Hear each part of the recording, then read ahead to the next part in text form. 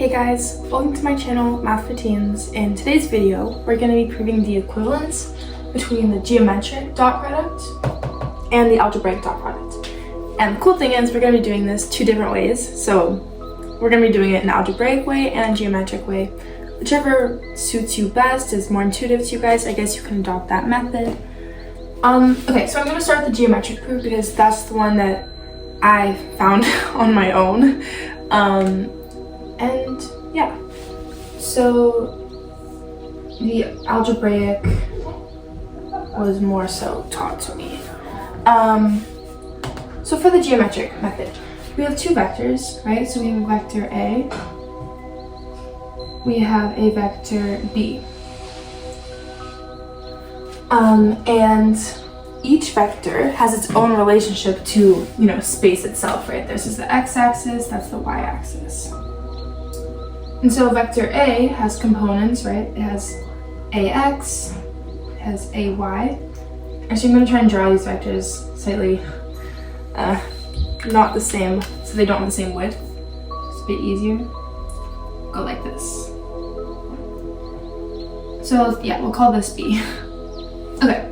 And yeah, so this is, alright, ax up here, bx over here, by.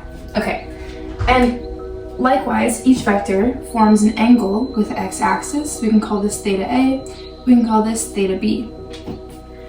And so my approach was starting from the algebraic form. Starting from the geometric form though.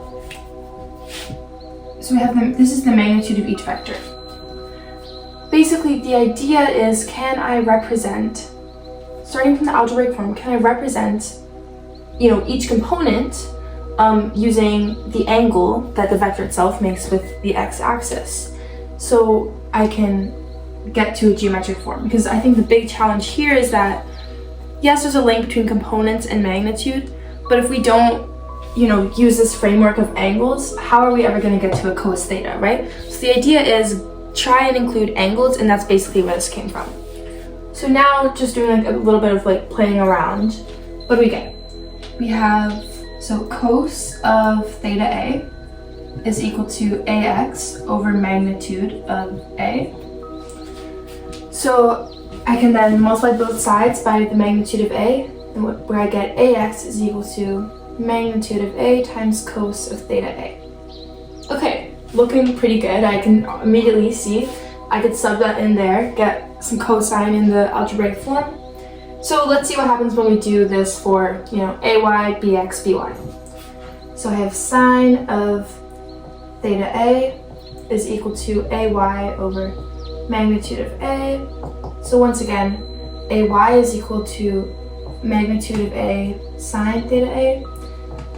And if you guys have done physics, you can obviously just go straight to it. The pattern is pretty clear. So if you can do this mentally, just do it. So we would have bx is equal to magnitude of B times cos theta B. And then what would we have? We would have by is equal to negative magnitude of B times sine of theta B. And so just don't forget that by and bx are the components, and clearly by here is negative. If I drew by, at the end I'll discuss what happens if both vectors, have positive y components, for example. The proof still holds. Yeah. So we have by, bx, ay, ax. So now we can do this substitution. Provided enough space. Here, we'll do it over here. Okay. No, that won't be sufficient, but it's okay. ax times bx. So what do I have? I have magnitude of A, magnitude of B, times sine A, times cos A, cos B. So cos theta A times cosine theta B. That is just this term over here. And then for ay, by, well, when you're multiplying two things, I'm obviously going to just carry the negative in front. I'm not going to say plus and then negative. just notation though. So AY, that's magnitude of A, magnitude of B. Okay, sine theta A, sine theta B. And at this point, what we can do, okay, also, hold up. Sorry about that. I guess I should just, okay, yeah, sorry guys. Obviously I haven't really been great on notation here, but you know, this is equal to that. So whatever we can simplify this to, we'll know it's equal to the dot product. So let's factorize now. Oh, this is getting a bit difficult to, I guess, see. Here, I'm going to erase this stuff because I'll just take for granted that you guys have been following along. I'm going to keep the drawing because we'll use it for our next proof as well. Okay, so we have AB, magnitude of A times magnitude of B, appearing in both terms, so we can factorize that out, or factor it out. So magnitude of A times magnitude of B, then we have cos theta A, cos theta B, minus sine theta A, sine theta B. And, okay, at this point, you might have some bells like ringing in your head, I guess, because this is like this is a trigonometric identity. Basically, if you have, so the cosine of, let's say like, let's just call theta A, and let's call theta B. I know it's getting confusing, but let's just say A and B are two different angles in a random problem. So if you wanted to do cosine of the sum of those angles, it would be cos A, cos B, minus sine A, sine B. So as you can see here, that's exactly what we've done, where A and B are now theta A and theta B. So this can just simplify to cosine of theta A plus theta B. So this is equal to magnitude of A, magnitude of B, cosine of theta A plus theta B. And then the next thing to notice is that, well, if you take the sum of theta A and theta B, you're really just getting the total angle between your two vectors, right? The total theta. And the total theta is what we use in our dot product equation. So theta A plus theta B, that is just the theta that is just the angle between our two vectors. It's the theta we're, using generally. So this just becomes magnitude of A times magnitude of B, cos of theta t for total theta, I guess. Anyways, but so here you can clearly see we've gone from an algebraic form to a geometric form just using the framework that, well, we clearly need to get an angle in here somehow. So to me, this is, it was more straightforward, I'd say, than the algebraic approach, but the algebraic approach is really important for just building comfortableness, ease around vectors. Because here we kind of just, not cheated, but we went to trigonometry, which is something we know how to do. But with vectors, let's embrace vectors and use them in the proof. So I'll erase this.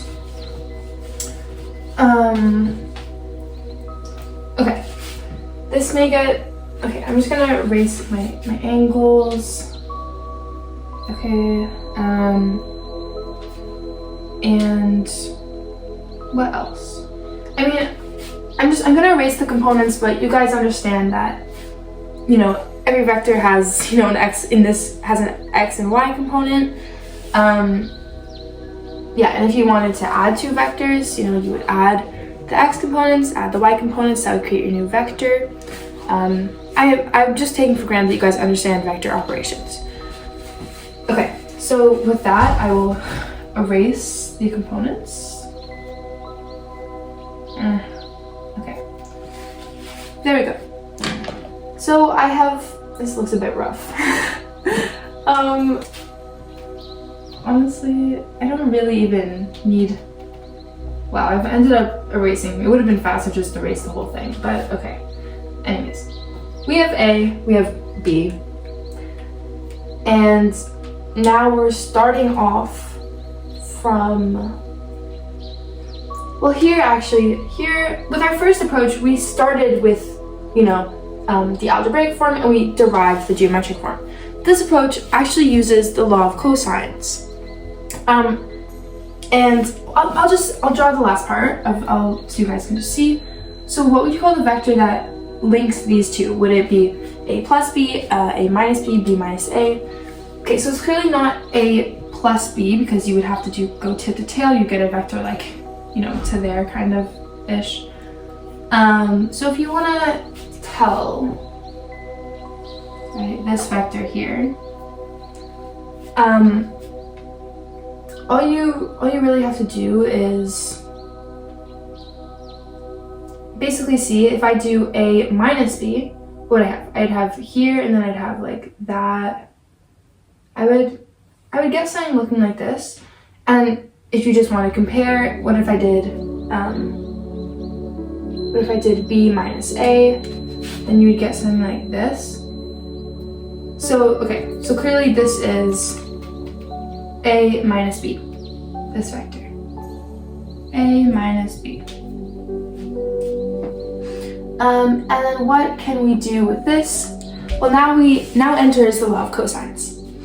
And the law of cosines, basically it will include the dot product. The law of cosines includes a dot product because, well, I'll write it out. C squared equals a squared plus b squared minus 2ab cos of theta. Imagine that were c, for example, and that was theta. This term, ab cos theta, that is the dot product. So that's just minus 2a dotted with b. A dotted with b. Okay, so why don't we just, you'll see how it develops really cleanly as we go. So here C is a subtraction. So like I said earlier, when you're doing, subtracting vectors, you subtract like components. So you subtract the x components, subtract the y components. So what would this vector be? Well, this would be, so we'd have ax minus bx, and we'd have ay minus by.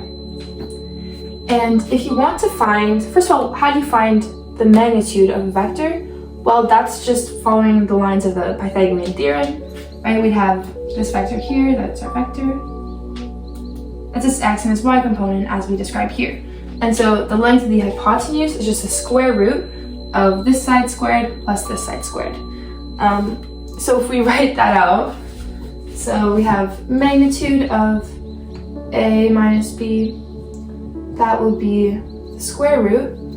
Ooh, we're running short on space, but ax minus bx squared plus ay minus by squared.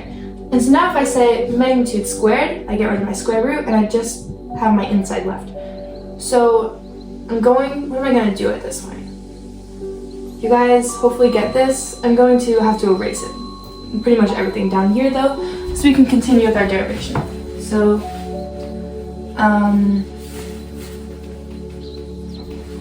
yeah, basically, what do we have? So, once again, we're going to describe my vector a minus b inside this framework of the law of cosines. We're going to, basically the magnitude squared of this vector. So if I square this, I'm squaring a square root, get rid of the square root. So what do I have? I have ax minus bx squared plus ay minus by squared is equal to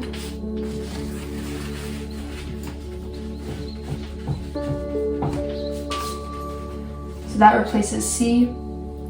So it's equal to a squared.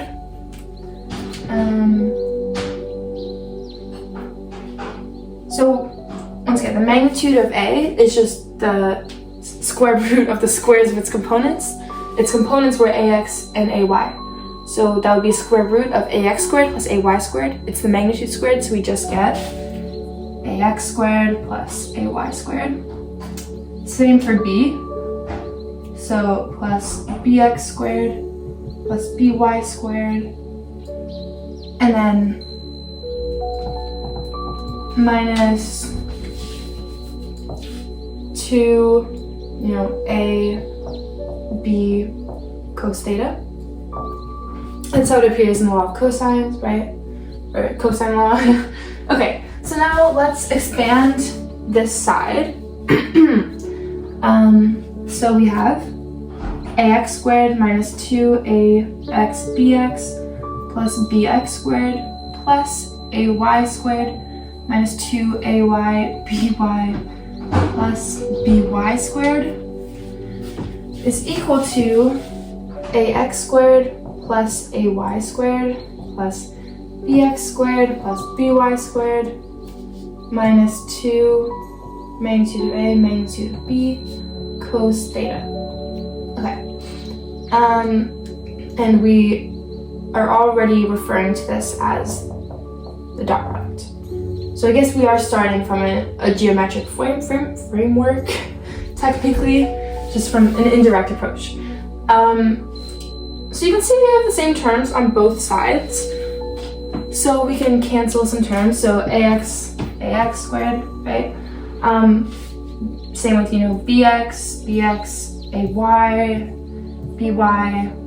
So what do we have left? I have minus 2 ax, I'm factorizing by the way, ax bx plus ay by is equal to minus 2 magnitude of a magnitude of b cos theta, which we've said is equal to the dot product, well, 2 times, sorry, minus 2 times a dotted with b. Okay, so dividing everything by minus 2, we have ax bx plus ay by is equal to the magnitude of a times the magnitude of b cos theta, which we're already referring to. We're already assuming that this is the dot product, right? That's the definition of the dot product. So here we've proved, once again, the equivalence between the algebraic and the geometric approach. But this one, because it's less direct, it feels like more of something that you would have stumbled upon instead of like found, right? Or if you guys understand what I'm saying. So to find something like this, we can just already use the fact that the law of cosines included the dot product, the geometric dot product, which is something we knew we wanted to use and prove its equivalence to the algebraic form. And the other part is that the law of cosines also includes lots of squared terms. When you just have squared terms like this, it can be a sign that you have a magnitude squared, right? Because magnitude is usually a square root, and inside of your square root you have squared terms. And when you square the magnitude, you just get those squared terms isolated on their own. And so that is kind of some logic behind how you might, decide to find the magnitude of squared of the difference between the two vectors. But I guess once you just get it in your head that you're using the law of cosines, it all kinds of falls into place. So yeah, law of cosines can be a great tool to solve problems, I guess. But yeah, thank you for watching, guys. I hope this helped you guys at least a bit, gave you some options, and I'll probably drop many more vector videos soon. Actually today, because I have a test tomorrow, so I gotta practice. Thanks. Bye.